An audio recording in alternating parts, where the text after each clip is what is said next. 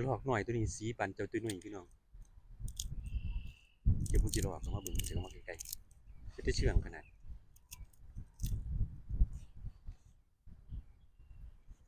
เป็นโซนของเจ้าตัวนุ่ยพี่น้องผมแวะลงมาเล่นลงมา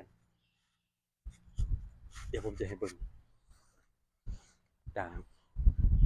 แวะออกมาแต่ว่าบ่เห็นเพิ่นเจ้าตัวนุ่ยแต่ว่ามองเห็นกระรอกหน่อยจุหนึงอยู่ด้านบนเนี่ยเป็นโพรงของเจ้าตัวนุ่ยก็บ่เป็นโพรงของเจ้าตัวนุ่ยพี่น้องแต่บ่เห็นเจ้าตัวนุ่ยแล่นเข้าดีอยู่ก่อนเห็นแล่นเข้าเรื่อยๆพี่น้องอยู่นี่สงสัยจะเป็นโพรงเพิ่นบ่หรือว่าจังไดผมก็บ่แน่ใจเดี๋ยวผมเห็นกระรอกจุหนึงอยู่ด้านบนเดี๋ยวผมจะพาขึ้นไปเล่นเดี๋ยวอาหารให้ตัวน้อยนี่ก่อนให้เพิ่นกินอยู่นี่เอากินอยู่นี่เด้อเจ้า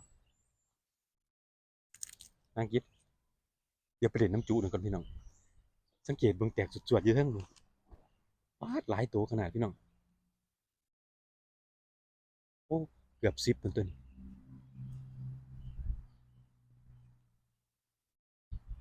บ่รู้มีเจ้าบ่แม่นพี่น้องนึกว่าเจ้าตัวน้อยเนาะนึกว่าเจ้าตัวน้อยเดี๋ยวไปเบิ่งก่อนแต่เมื่อกี้ผมย่างมาจากบ้านตัวน้อยบ่เห็นพี่น้องอันนี้ก็บ่แม่นเจ้าตัวน้อยพี่น้องบ่มีตัวน้อยไปกินไสวะ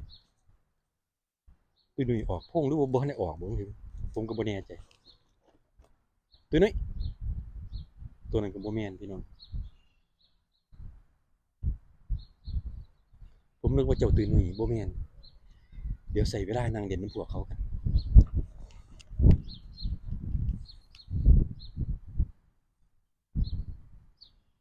แต่ว่ากระรอกน้อยม่วนมันอยู่นี่เป็นกลุ่มบักใหญ่พี่น้องเป็นสามแยกเป็นสามแยกใจกลางสวนพี่น้องอันนี้